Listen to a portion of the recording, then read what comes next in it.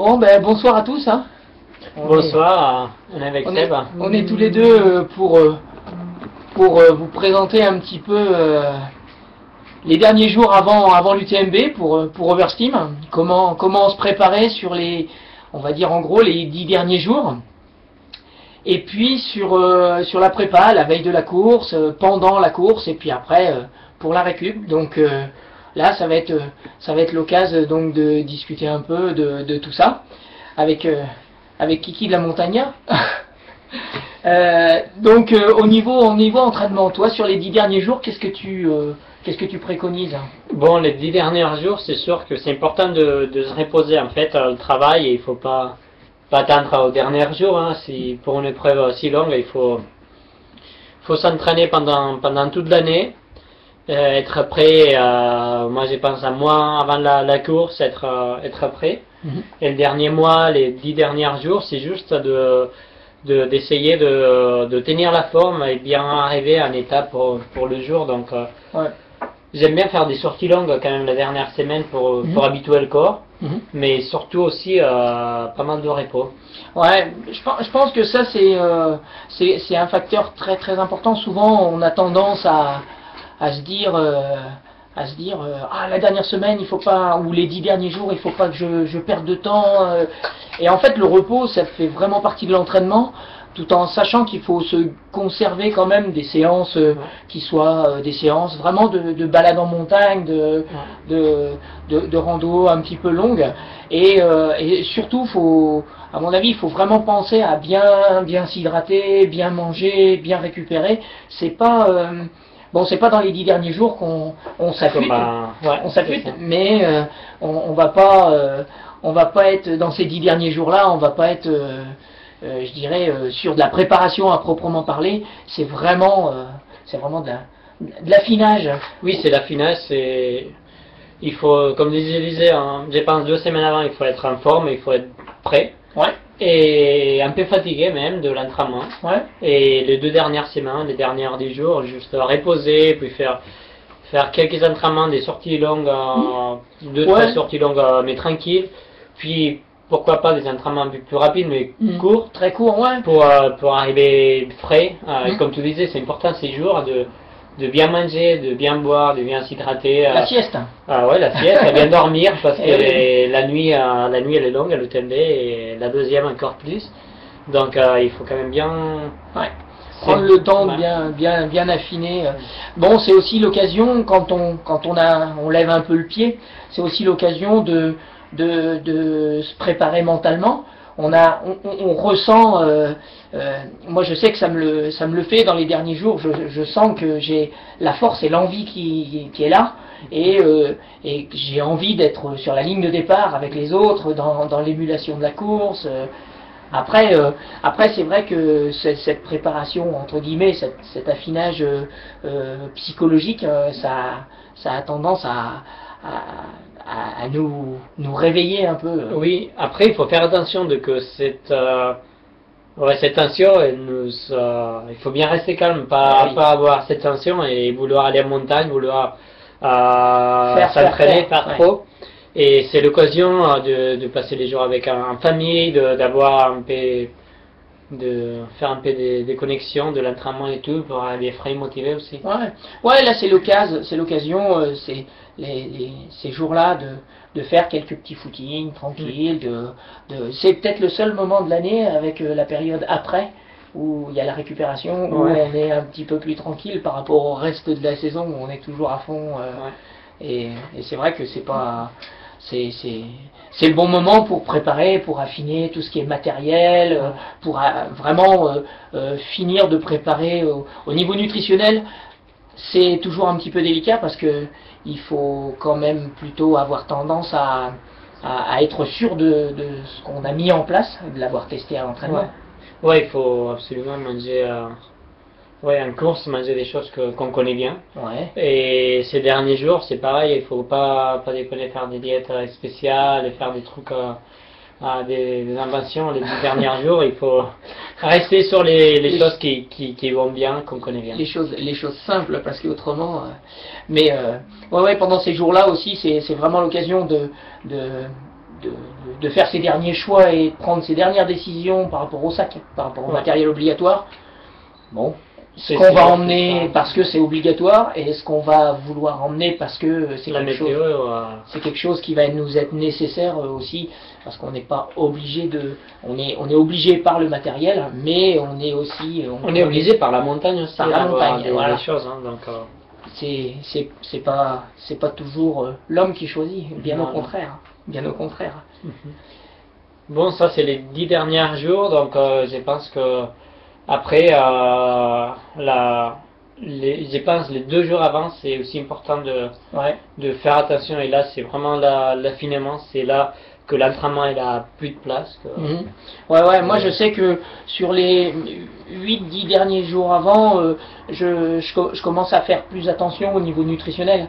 Avec, bon, je prends mes compléments alimentaires, ça c'est sûr, mais c'est surtout que je fais attention à bien recharger sans trop non plus prendre trop de fibres végétales pour pas irriter l'intestin, pour être confort sur les dernières séances, puis pour avoir les stocks d'énergie nécessaires. Et c'est vrai que sur les 2 derniers jours, c'est là où c'est le plus pointu, où il faut être le plus strict. Oui, il faut se reposer. Au niveau physique, je pense que là, c'est repos, faire un petit footing. Des petits footings. Bah là, après, c'est trop tard. Oui, après, c'est trop tard. C'est pas là l'entraînement.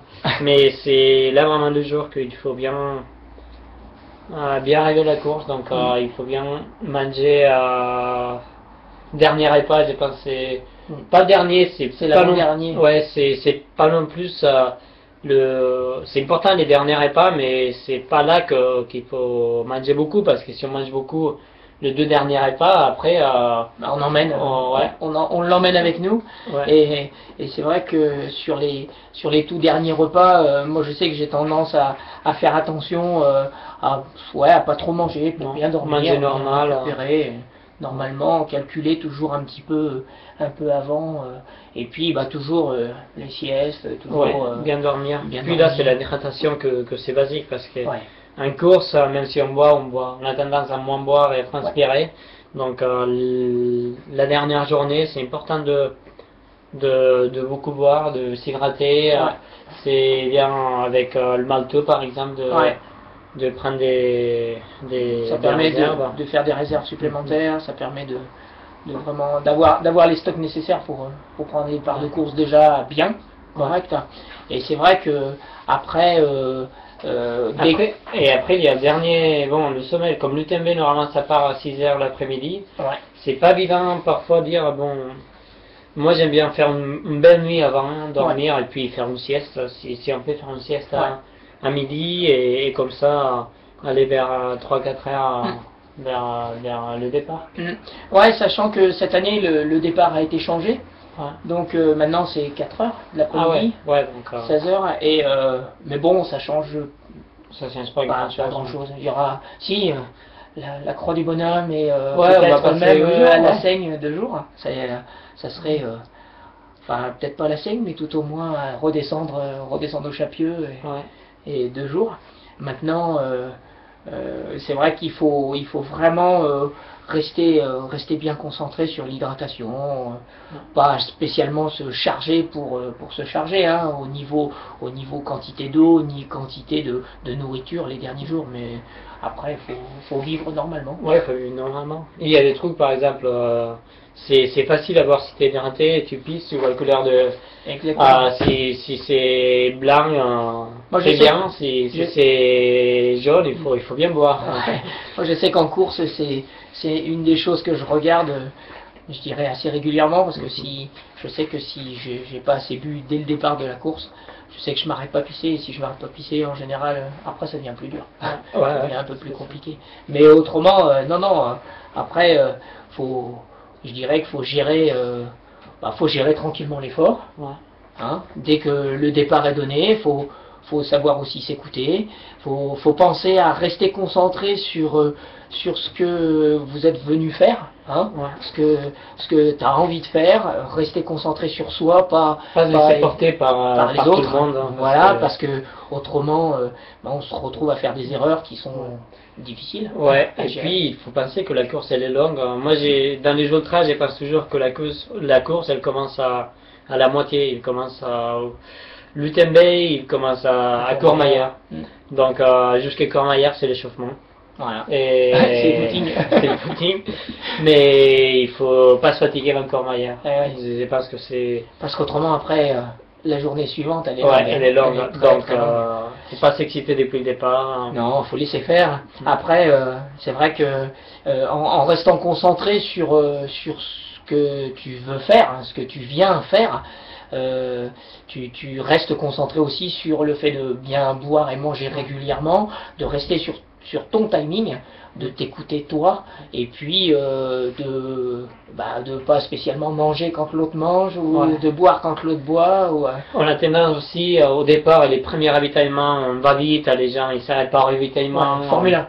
Ouais, c'est Formule 1, et là il faut dire attention, Eh oui. on s'arrête, même si nous on s'arrête pas forcément, parce Oui, oui, que mais tu sais qu'on peut passer 2-3 ravitaillements sans boire, ouais. mais parce qu'on passe beaucoup moins de temps aussi, donc il faut bien savoir les timings et savoir combien de temps on va passer entre chaque ravitaillement. Chaque ravitaillement, histoire de Donc, ne pas repartir à l'arrache pour gagner Ouais. quelques minutes et puis perdre beaucoup plus Déjà, après, ouais.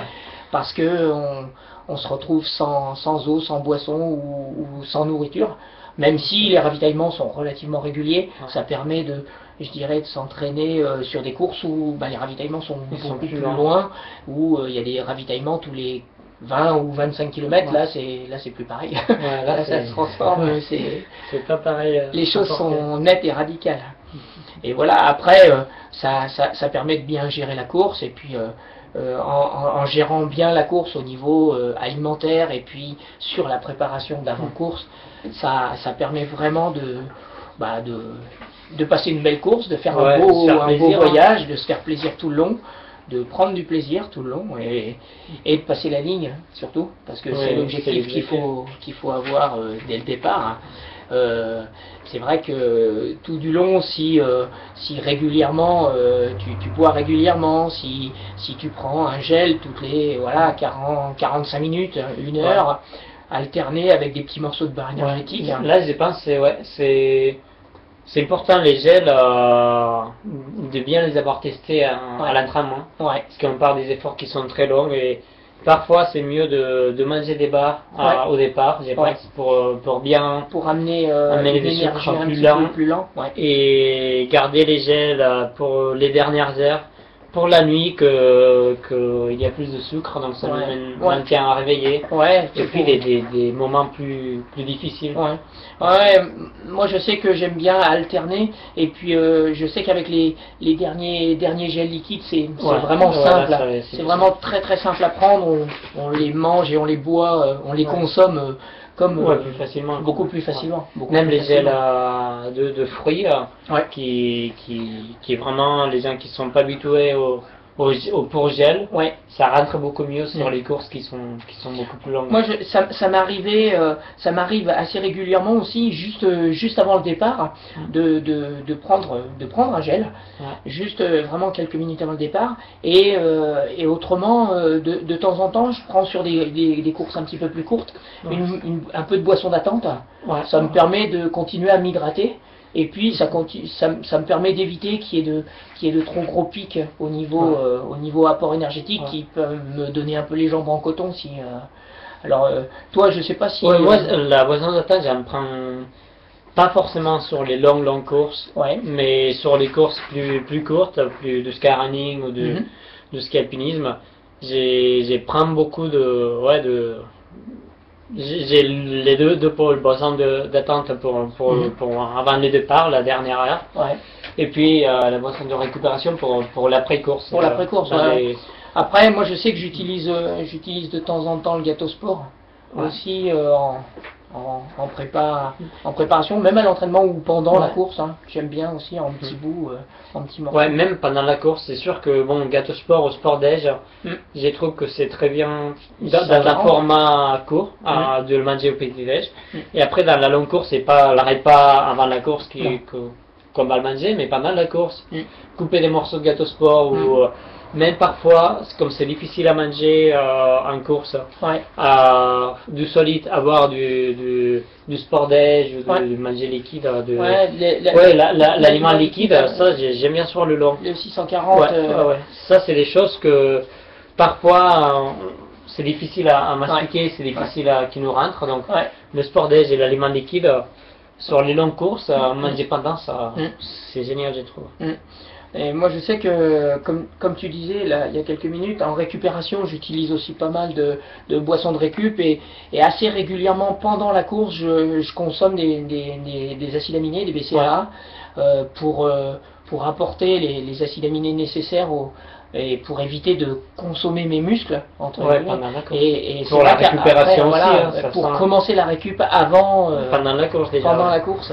Et c'est vrai que avec la boisson de récup, je prends en général 6 ou 7 comprimés à la fin, à l'arrivée, après l'arrivée, de manière à vraiment anticiper, Bien récupérer.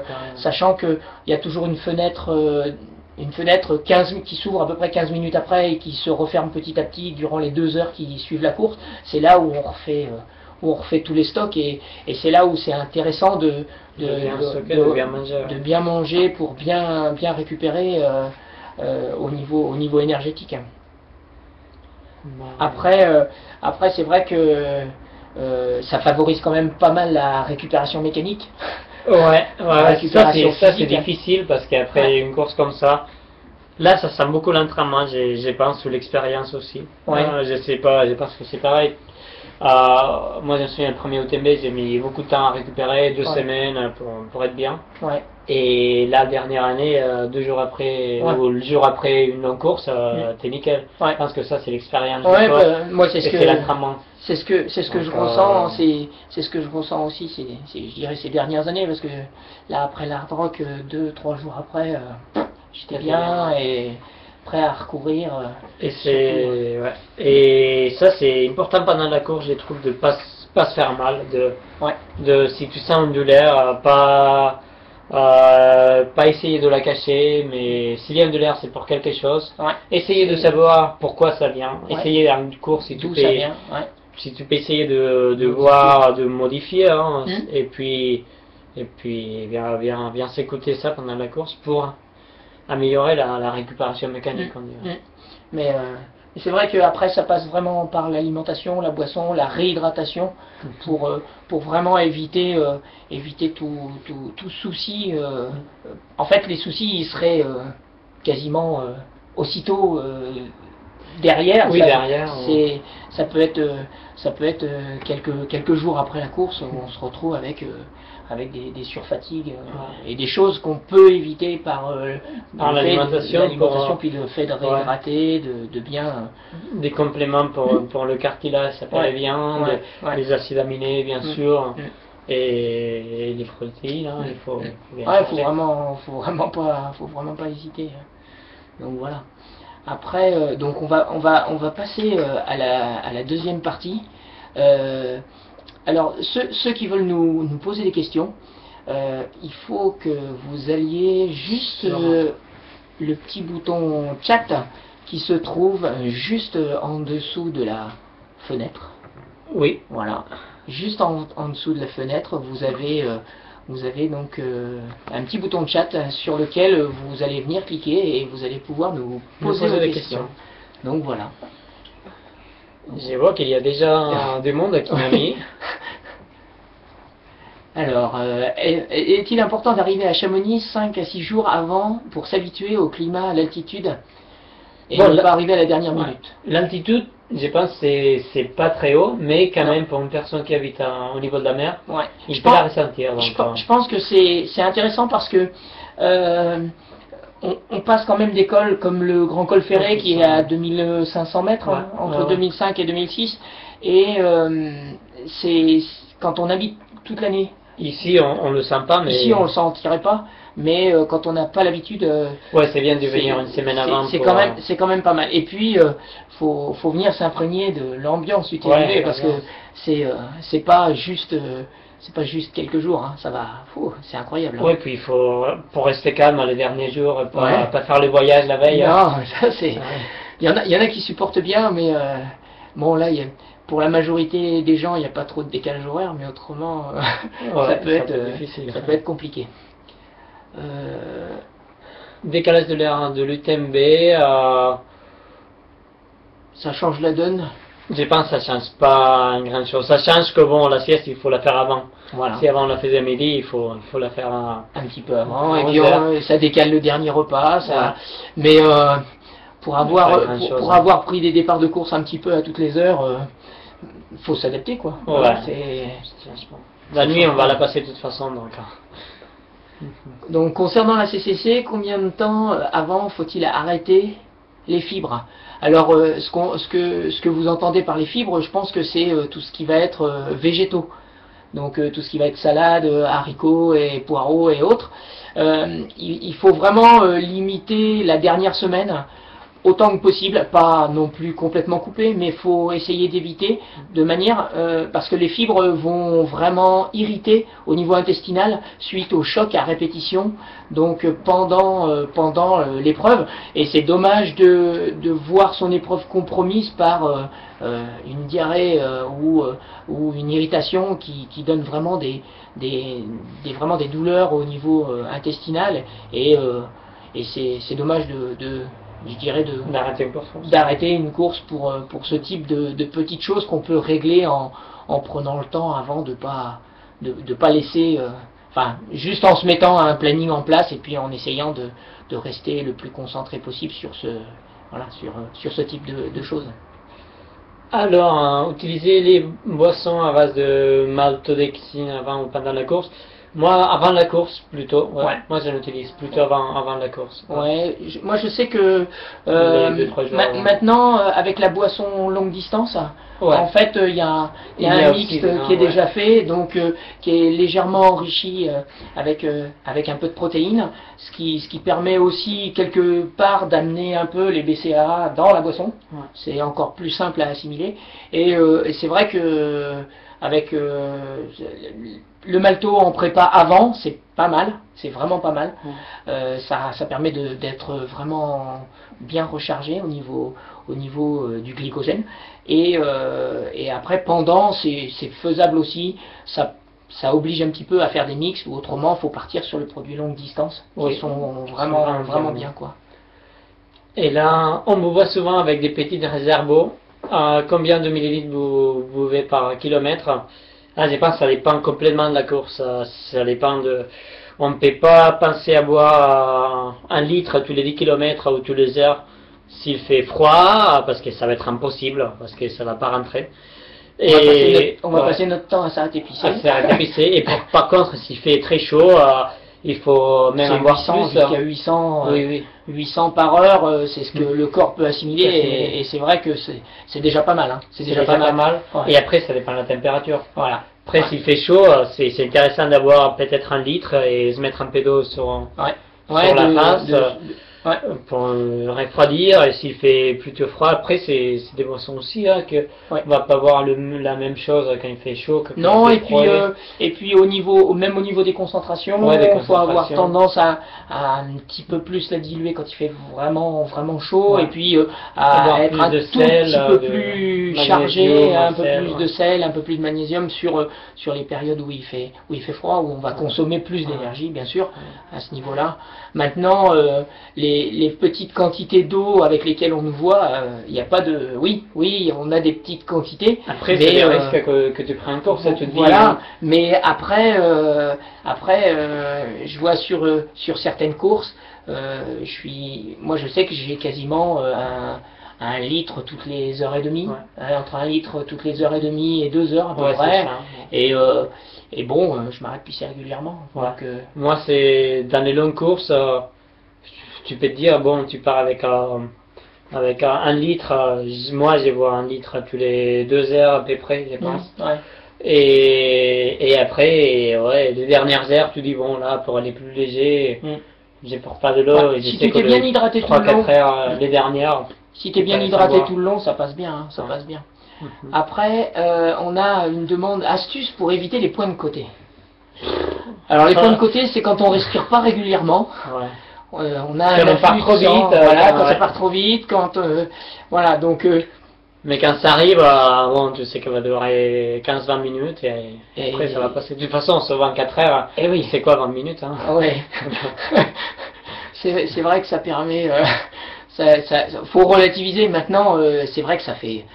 Bon, Ouais, il ça gêne, y a hein. l'histoire du caillou dans la main, l'histoire de j'appuie dessus. Enfin, il y a tout un tas de choses. Ouais, c'est Maintenant, plutôt avant, c'est plutôt pas s'exciter avant. ouais, faut laisser, Le faut pareil. vraiment se poser tranquillement et puis après faut se détendre. Voilà, faut réussir à se détendre. C'est un petit peu comme le hockey.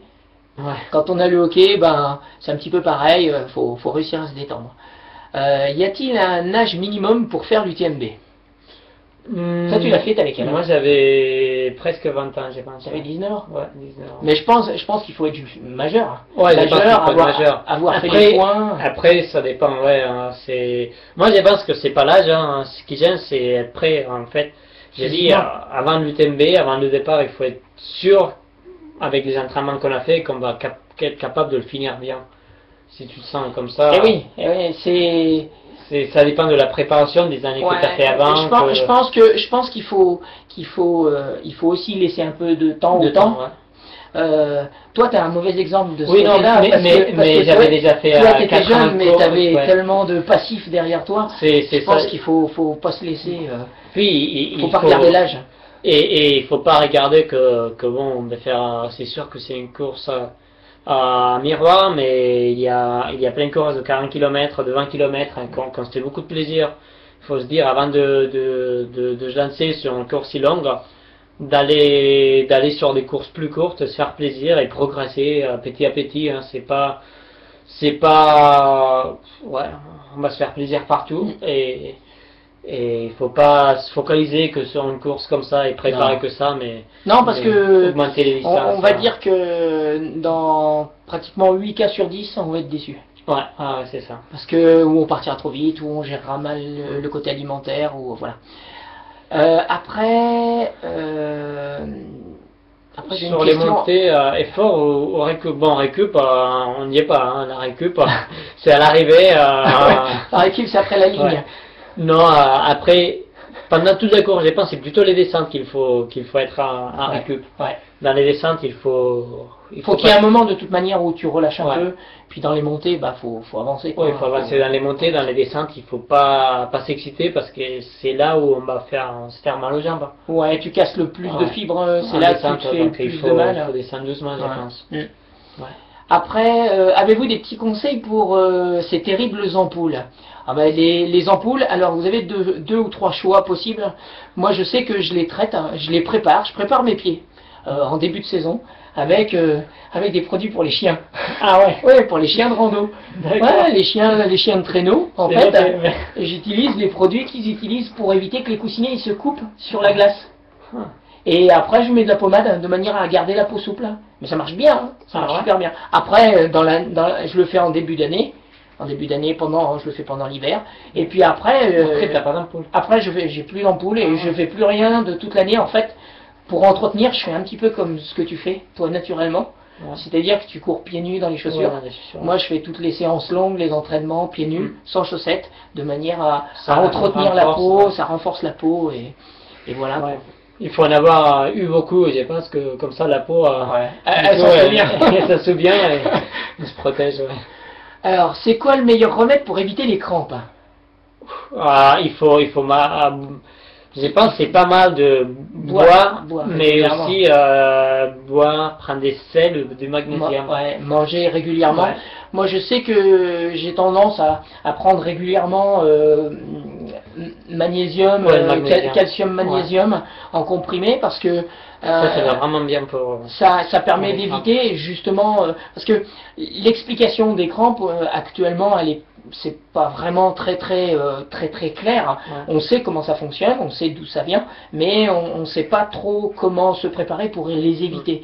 Et c'est vrai que bon, c'est un petit peu, faut réussir à se détendre, il faut réussir à être plus décontracté, mieux boire, plus régulièrement, pas, enfin, Ouais. les efforts violents créent toujours Ouais, l'écran, ça peut créer. c'est toujours une histoire de. Mais je pense que c'est ça, magnésium, calcium. magnésium, calcium, Ouais. ça en évite quand même pas mal, ouais. Alors j'ai Clem qui me demande si je t'ai transmis le message. C'est transmis, j'ai aussi vu à...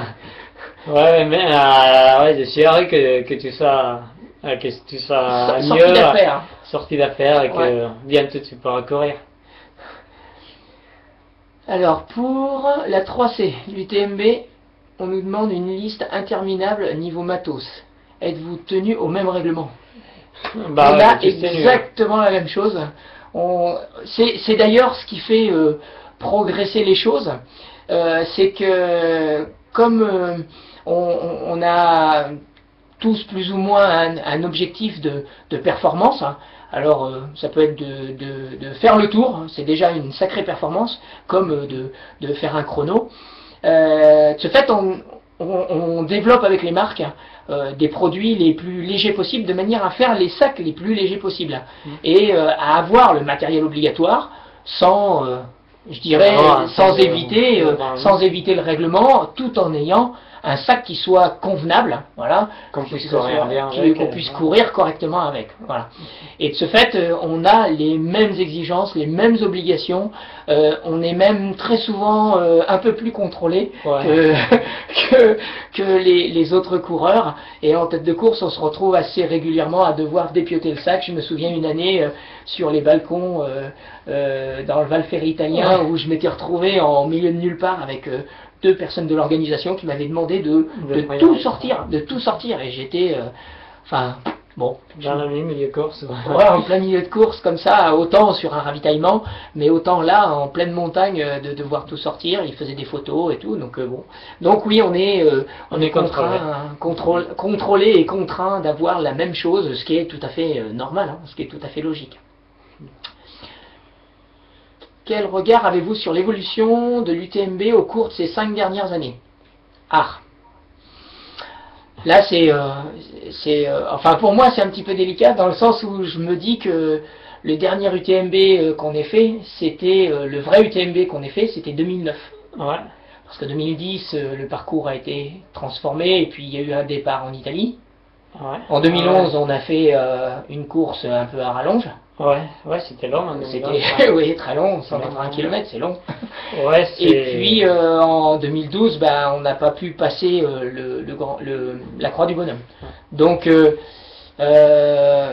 c'est délicat, non pas, je dirais, au niveau d'un point de vue politique, mais c'est vrai que depuis 2009, on n'a pas eu les conditions météo nécessaires pour réussir à faire le tour. Et moi, je sais que c'est ce qui me motive à reprendre le départ tous les ans, parce que j'ai vraiment envie de refaire le tour par le tour d'origine, quoi. Ouais.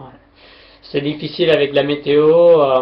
C'est la montagne. C'est la montagne, c'est comme ça. Après, c'est un choix de l'organisateur de dire. C'est sûr que bon, le problème c'est que c'est difficile comme organisateur de dire allez-y, c'est votre responsabilité. Parce que bon, s'il y a mort, ça va tomber sur eux, donc c'est difficile de le faire comme ça. De l'autre côté, il faut proposer des belles alternatives qui motivent aussi. Donc, je pense que bon, on espère qu'il y aura le soleil. Hein. Ça, c'est pas nous, c'est personne qui décide. Ouais. Bon, ça c'est une question pour toi. Changez-vous de paire de chaussures pendant la course? Moi, j'avais pensé en 2011, j'avais des prototypes différents, donc du coup j'ai profité pour en tester différents. Moi, j'avais pas le temps. Et donc. Non, normalement, je pense que non. Après, si t'es j'ai toujours deux paires de chaussures. Comme ça, par exemple, à l'UTMB, c'était en 2009 il y a eu la pluie. Là, j'avais changé un paire de chaussures après la pluie. Ouais, c'était la folie. Ouais, c'était la folie. On avait pris le brouillard là, il avait fait changé les chaussures. Terrible. Comme ça, après LCC, et puis à la fin, j'ai pris des autres. Donc, c'est plutôt par rapport à qu'elle prenne la flotte et avoir les pieds les pieds secs pour les ampoules. On a une belle remarque qui dit Kylian a le temps de rédiger son compte rendu au ravito en attendant les autres. Non, pas les pieds, non.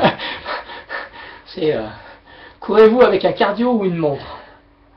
Moi, j'ai cours à la montre. J'utilise pas le cardio depuis quelques années déjà. Parce que bon, j'ai fait beaucoup d'entraînements déjà avec les cardio, donc je me connais assez bien. Ouais. J'ai cours à la montre pour savoir bon l'altitude et puis les kilomètres qui restent. Moi c'est ça, je pars avec le cardio, je cours avec le cardio parce que je sais à peu près où j'en suis et puis ça me permet vraiment de me réguler, de dire bon bah voilà, là je sais que je suis dans les clous. Maintenant je cours pas encore assez vite pour faire moins de 20 heures puisque mon équipementier au niveau cardio il tient que 20 heures donc voilà, donc faut que j'arrive à courir plus vite pour faire moins de 20 heures et puis pour pouvoir avoir tout l'enregistrement cette année mais bon on sait jamais hein, on sait jamais. Tiens, à quand les Kenyans sur le trail? Bon, je pense, bon, en France, ils ne sont pas parce qu'il n'y a pas d'argent sur les courses, mais quand tu vas en Italie, voilà. Quand tu vas en Suisse ou en Espagne, il y a pas mal de Kenyans qui sont sur les courses, hein. Pas sur les longues distances, mais sur des courses skyrunning ou en Malaisie, ils y sont tous les années, à Siergina, ils sont venus plusieurs fois.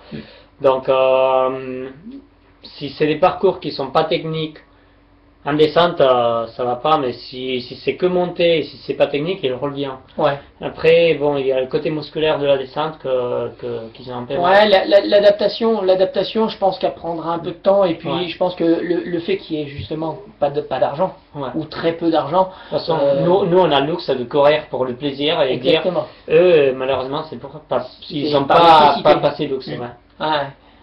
Alors, que pensez-vous si le trail participait au jeu? Alors là, moi je vais peut-être en décevoir, mais je crains que si le trail et l'ultra en particulier... Moi je suis pas pour. Moi non plus, parce que je pense que ça se transformerait un peu comme le VTT. Ouais, ça fait des circuits en boucle, un circuit de 8 km pour que ça soit photogénique, je dirais, ou tout au moins que ça soit intéressant pour le public à la télé. Donc je trouve pas ça pour l'instant, mis à part si on me propose un concept un petit peu plus intéressant, mais... Non, je pense que le trail, la logique du trail, c'est faire des parcours qui sont logiques en eux-mêmes. Bah oui. Donc un tour, une montée, une descente. Après, des idées, pas des Jeux Olympiques comme c'est aujourd'hui, mais des jeux nature, des sports nature, ouais. Sport nature, des X-Games avec du trail. Mais tout en gardant toujours la philosophie du trail. Hein.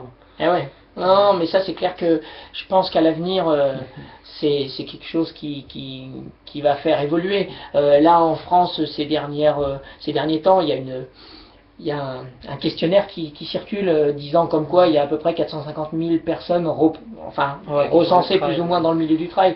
Ça commence à faire du monde et puis il y en a beaucoup qui le font sans le dire, qui le font sans le savoir. Donc après non, faut se faire plaisir. Après le reste, pour l'instant, c'est pas à l'ordre du jour. Alors, faut-il dormir pendant une course comme la CCC? Moi, je ne dormirai pas. Après, c'est sûr, ça dépend des heures qu'on envisage. Hein. Moi, je pense qu'on envisage plus de 30 heures. C'est bien de dormir. Je pense que les micro-siestes de 10 minutes, ça fonctionne vraiment bien. Je me souviens, Vincent, une année, sur la Diagonale des Fous, était en tête et il avait voulu faire une micro-sieste et en se réveillant au bout de 10 minutes il s'était retrouvé à la 3e place et il avait fini, mais il m'avait dit j'ai les sensations incroyables comme si j'avais fait une nuit. Donc c'est vraiment intéressant, je pense que ça recharge bien les batteries et ça permet de voir un peu les choses un petit peu différemment et puis de repartir avec des bonnes sensations.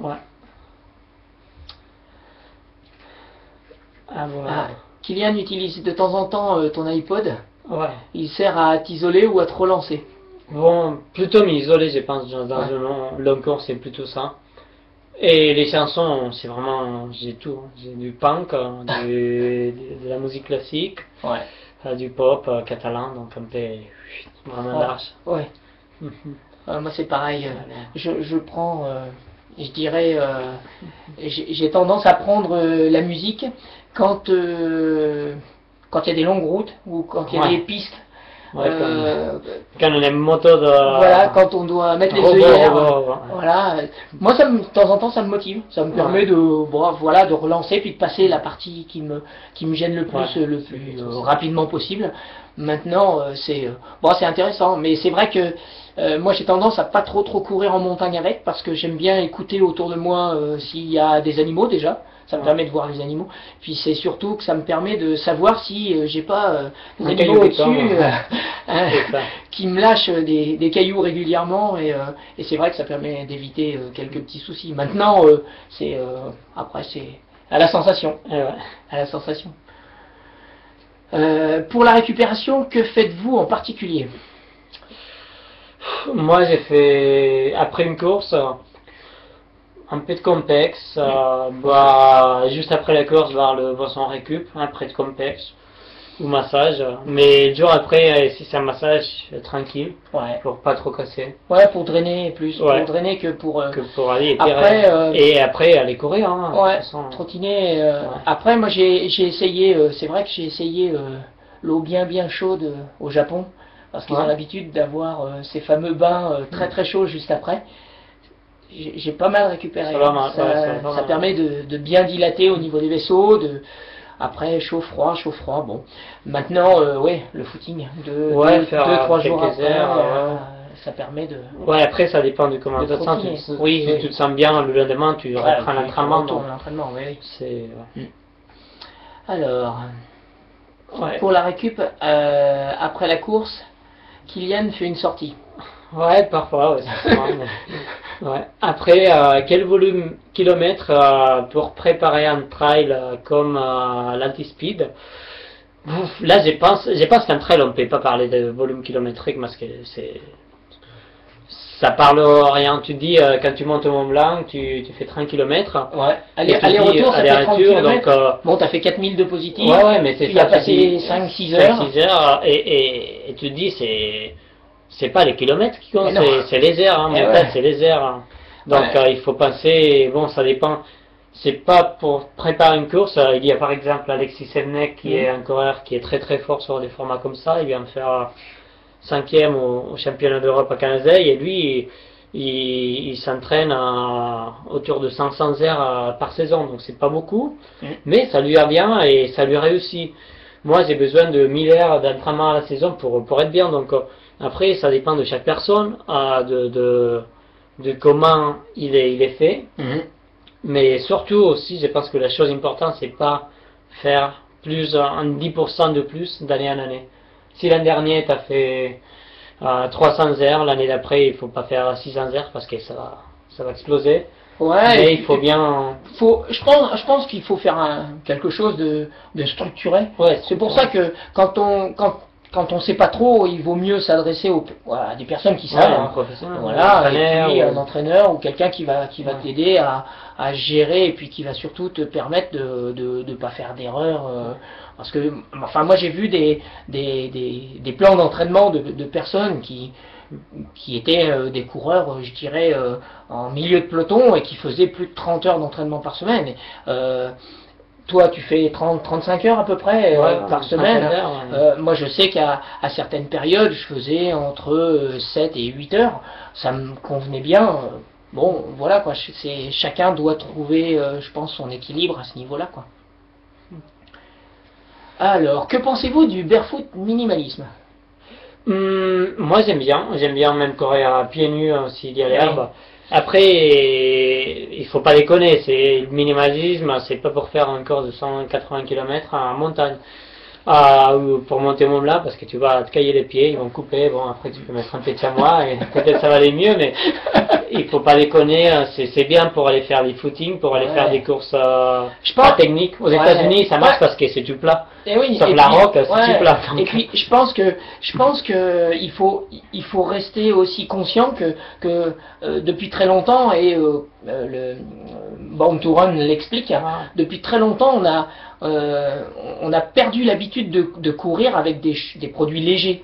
Et sur c'est l'avant vrai de pied. sur l'avant-pied. Donc, ce fait, il faut réhabituer, rallonger les chaînes musculaires, les tendons. C'est enfin, bien d'aller petit à petit, il faut à y aller. descendre le drop. Pour moi, une personne qui veut venir sur le minimalisme, ça peut être intéressant, mais pendant au moins une année, il doit vivre avec ce type de produit en marchant, sans courir, avant de pouvoir recommencer à courir. Parce que c'est bien de faire 4, 5, 10 km, mais si c'est pour marcher en canard après, au bout de 6 mois, ou bien d'avoir des tendons, les tendinites, les problèmes, c'est problématique. Ouais, il faut bien s'y adapter. Non, il faut vraiment laisser le temps au temps, et c'est vraiment très très long. Ouais. Sur un objectif de 30 heures, je ne cours avec des morceaux qu'avec des gels coup de fouet. Et je vois qu'ils viennent souvent avec ce gel. Est-ce que c'est conseillé même sur 30 heures? Il est conseillé quand tu vas avoir un coup moins bien, quand tu vas avoir besoin de sucre. Après, pas manger que ça. Hein. Pendant 30 heures, ouais. Enfin, je sais pas si c'est possible. Je sais pas, parce que déjà, je sais pas trop, il y avait eu des études de fait là-dessus qui disaient que, en gros, avec que des gels, on peut courir à peu près entre 7 et 10 heures. Il y en a qui arrivent à courir beaucoup plus. Voilà, j'ai connu comme Tony, comme Jeff Rose qui courent qu'avec des gels. Ouais, bien sûr, mais c'est dans leur habitude. Ouais, parce qu'ils s'entraînent qu'avec ça. 30 heures, ça fait. Ça fait. Ça fait parce non, que. Il faut. Ça dépend si tu es habitué à manger des gels à l'entraînement, mais il faut manger d'autres choses, il faut manger du solide aussi dans l'UTMB. Après, j'ai une tendinite au TFL qui traîne. Comment gérer à un mois de la course? Alors déjà, quand on a une tendinite, il faut s'arrêter. Ouais, faut pas s'entraîner pour l'instant. Faut pas s'entraîner. Une inflammation du TFL, ça peut être très long, ça peut durer jusqu'à 3 mois. Il faut voir très souvent un podologue parce qu'il y a très certainement un déséquilibre. Il faut voir un ostéopathe aussi parce que l'ostéopathe va remettre les choses dans l'axe avant de pouvoir voir le podologue qui lui va rééquilibrer la foulée et va adapter les semelles. Maintenant, il faut surtout prendre du repos. Parce que même un mois avant une course où on a pu être tiré au sort, où ça a été compliqué,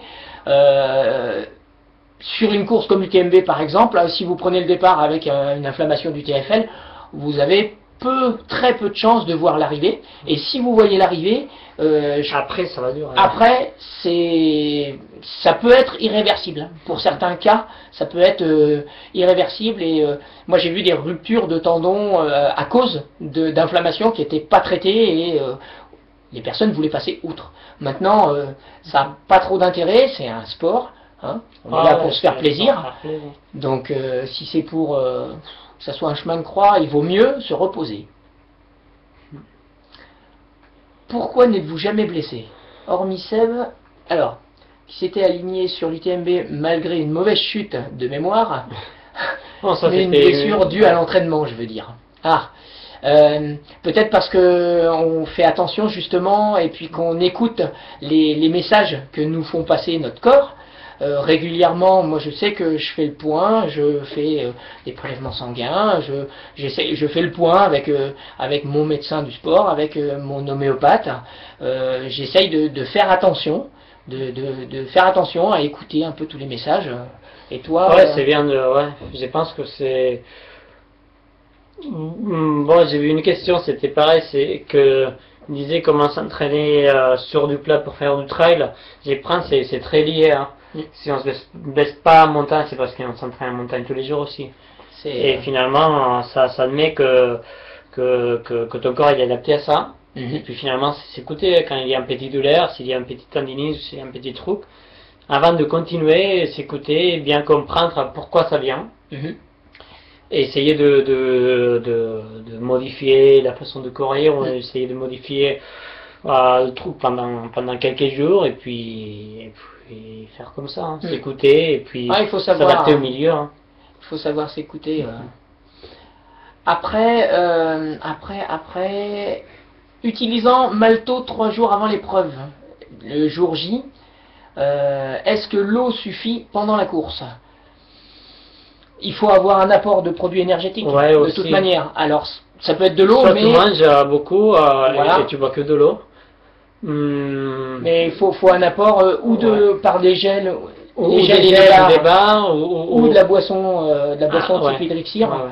qui va amener des sucres lents et des sucres rapides. Ouais, c'est quand même bien de boire autre chose que de l'eau plate aussi. Parce que la réserve qui va être engendrée par le maltose au niveau du foie et en stockage de glycogène, c'est en gros 40 minutes au seuil.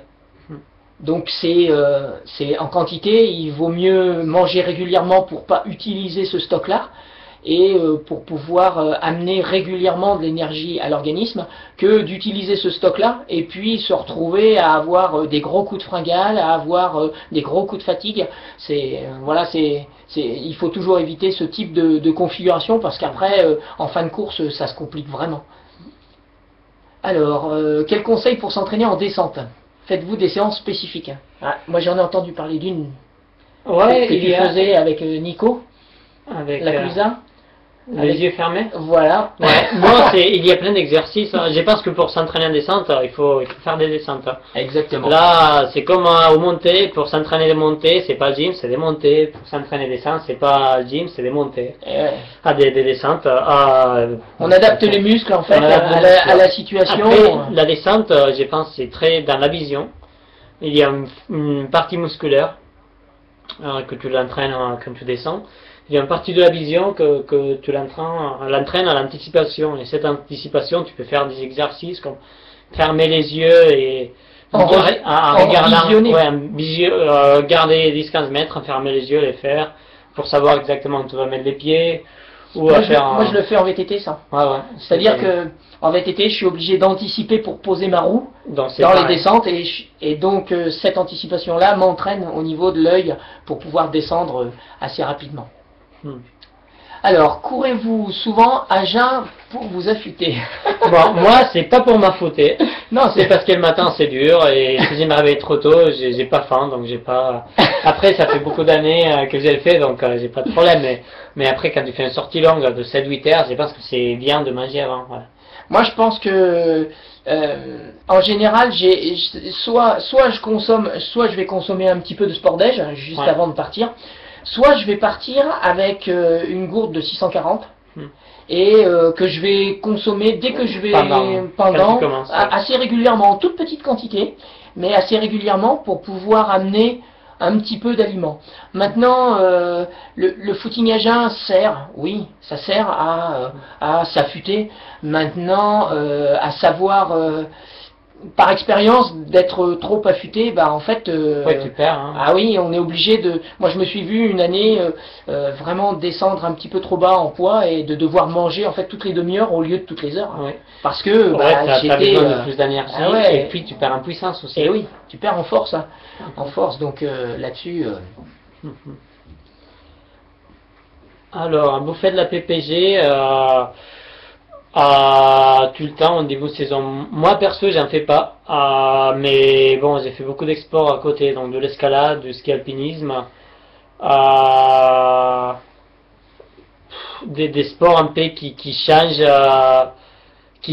par rapport au trail, mais qui aident aux bras, qui aident aux jambes, qui aident à bien se préparer. Moi bon je suis pas fan des gyms. Ouais. Moi j'en fais quand même pendant l'hiver. J'en fais pendant l'hiver. Toi tu le compenses un peu par le ski alpinisme. Voilà. Moi je sais que pendant l'hiver je cours moins. Déjà en quantité, je sors beaucoup moins. Et j'aime bien faire une période où je vais faire un petit peu de pliométrie, un petit peu d'abdos, de gainage, 2-3 fois, 4 fois par semaine, où je vais faire des choses assez basiques, hein, assez relativement simples. Après, je peux faire une préparation très spécifique où je vais faire de la musculation qui va être très encadrée, mais après il faut laisser le temps de récupérer, il faut pas en faire trop souvent, c'est très très spécifique, c'est vraiment un job très particulier et moi je sais que pour ça j'ai des personnes qui m'entourent. Maintenant c'est vrai que c'est un travail c'est un travail spécifique. Voilà, je préfère aller faire du ski alpique. Après je pense la slackline par exemple par rapport aux abdominaux, par rapport à la proprioception, ça travaille beaucoup. Et puis l'escalade, c'est sûr que pour tenir un peu tout l'eau de corps, ça t'oblige à te placer. Et puis, alors, muscu amateur et performance en trail compatible, voire conseillé. Ouais, compatible, oui, hein, mais ça dépend. C'est sûr que si tu veux être champion du monde de culturisme et de trail, ça va pas. Mais ça risque d'être compliqué. Ouais, ça risque d'être compliqué. Mais se faire plaisir dans les deux sports, bien sûr. Après, serez-vous à l'UTMB cette année? Toi, tu seras là? Moi, je suis pas là. J'ai fait l'Ultra, c'est une match de Coupe du Monde en Suisse. Ouais, moi je serai là. Moi je serai là. Je vais prendre le départ. J'espère qu'on aura la condition météo pour. Après, la question suivante, comment dois-je m'entraîner à 18 ans, sachant que je suis encore en croissance?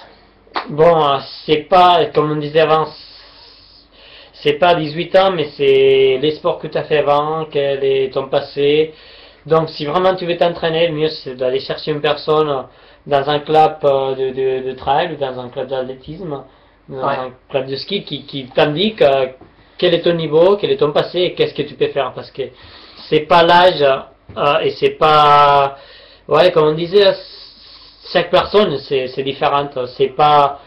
sans savoir, sans connaître la personne, c'est impossible de donner des conseils d'entraînement en général. C'est très compliqué, c'est très compliqué. C'est pour ça que les plans d'entraînement tout faits pour adapter à une personne, c'est très dur. Et c'est vrai que moi je sais que j'ai un entraîneur, il y a une question qui a été posée tout à l'heure justement, j'ai un entraîneur, et c'est vrai que on a mis 4 ans, 5 ans avant de réussir à cerner comment je fonctionnais.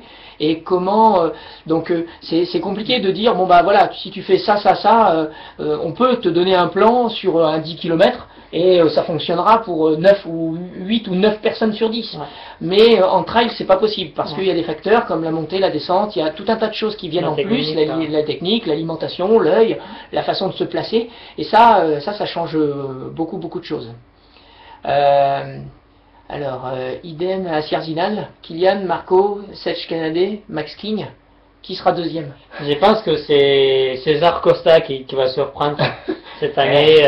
C'est sûr que César, moi, Marco, il n'était pas sûr d'y aller encore, mais bon, je vois bien César à la victoire. Donc, tu prends la deuxième place? Non, à la Sierzinal, cette année, j'y vais parce que c'est le 40e anniversaire, donc je vais la faire tranquille, je pense. Je serai plutôt en préparation pour le servant. Ah oui, c'est vrai. Kylian, est-ce que la notoriété commence à te peser? Bon, j'ai la chance d'habiter un peu en montagne et que je regarde pas trop l'ordi, les journaux, donc... Je reviens à la personne qui nous a posé la question tout à l'heure par rapport à son TFL. Moi, je lui conseillerais de se reposer, de glacer, de voir éventuellement un médecin, de faire les choses correctement et voir si les derniers footings, la dernière semaine, ça c'est toujours pressant de pas prendre le départ. Tout simplement parce que c'est vraiment dommage de se faire mal et de compromettre la suite. Et ça peut durer. Donc voilà. Après 4 ans de trail, et cette année, 2 trails de 80 avec 5 à 6 000 mètres de dénive. Est-ce bon pour le moment pour essayer un ultra comme l'UTMB ou la TDS? Après 4 années de trail, faire déjà un 80 avec 5 à 6 000 de positif, je trouve que c'est déjà long. C'est déjà... il vaut mieux monter sur 100, 110, 120, prendre le temps de progresser. Parce que la TDS, c'est un bon... Pour la TDS, c'est bien. Pour la CCC, les distances entre la CCC et la TDS sont intéressantes, mais l'UTMB, c'est encore un petit peu tôt, je pense. Peut-être encore 5 ou 6 ans. Voilà. Avez-vous couru avec des bâtons? Moi, oui. Moi, dans les kilomètres verticales, j'ai et puis en hiver, tous les week-ends. Mais à pied... Je pense que c'est bien pour être frais et plus frais de jambes. Mais... Ouais, puis c'est assez particulier quand même, parce que l'utilisation des bâtons, ça engendre quand même une certaine technique. Et puis, il faut vraiment s'habituer à l'entraînement, à les utiliser. Donc, il faut vraiment pas faut pas dire bon bah voilà là je sais que ça va être dur, je vais prendre les bâtons. Ça, non, il faut des gens qui n'utilisent s'entraîner. pas les bâtons, ça vaut pas la peine Alors, de les prendre. vos sponsors vous imposent-elles certaines courses? Moi non. Moi non plus. C'est je choisis les courses où je veux aller et de ce fait c'est sympa, c'est sympa. Vous conseillez quoi comme bâton et la taille? La taille, un trail, moi je les utilise petits. Ouais, petits, je pense, au kilomètre vertical, c'est bien qu'il soit un peu plus de 90 degrés, mais Ouais. pas beaucoup plus. Non. Et puis en ultra, moi je sais que je les utilise un tout petit peu inférieur. C'est-à-dire, Ouais, je devrais 90, utiliser à peu près ouais. entre 115 et 117 Ouais. et j'utilise 112. Ouais. Voilà, parce que j'ai vraiment l'utilisation du rythme. Voilà. Une dernière question. Vous êtes tenté par le Tour des Géants? Ou trop long Ouais. et au niveau plaisir? Moi, je suis tenté, mais pas comme compétition, j'ai trouvé. Pour compétition, tu as des Coupes du Monde, t'as des courses qui y a beaucoup de niveaux pour aller mettre sur le rouge. Ouais. Comme expérience perso, c'est une chose qui doit être super belle, en connaissant Galedos et tout. Ouais, c'est super beau. Ouais. C'est un très très bel endroit. Moi, je dirais que je les garde pour mes vieux jours. C'est des courses que je garde quand je serai vieux. Ouais. Après la retraite, ouais. Après la retraite, ça sera des courses qui seront intéressantes. Après, je dis pas que je suis pas tenté, mais c'est vrai que j'ai le temps parce que j'ai des amis qui l'ont fait et qui se sont retrouvés blessés et pour qui ça a duré. Donc voilà. Bon, malheureusement c'est l'heure, hein, depuis quelques secondes, on a dépassé le timing. Donc Kylian, un dernier mot? Ouais, merci à vous pour être ici. Je pense que on n'a pas pu répondre à tous les doutes, mais on a répondu pas mal, donc je pense que on espère avoir répondu à un servi, maximum de questions. On en refera d'autres, hein, on remettra d'autres types de chat en ligne. Maintenant, faites-vous plaisir, hein, c'est tout ce qu'il faut. Et puis pensez pour toutes vos prépas, tout ce qui va être préparation hivernale, aussi bien que préparation estivale. Pensez, mangez, buvez régulièrement. Et puis merci à Overskin d'avoir organisé cette opportunité de vous rencontrer, je dirais, ouais, exactement. Et puis à bientôt sur les sentiers. Ouais, bonne course, hein. Allez.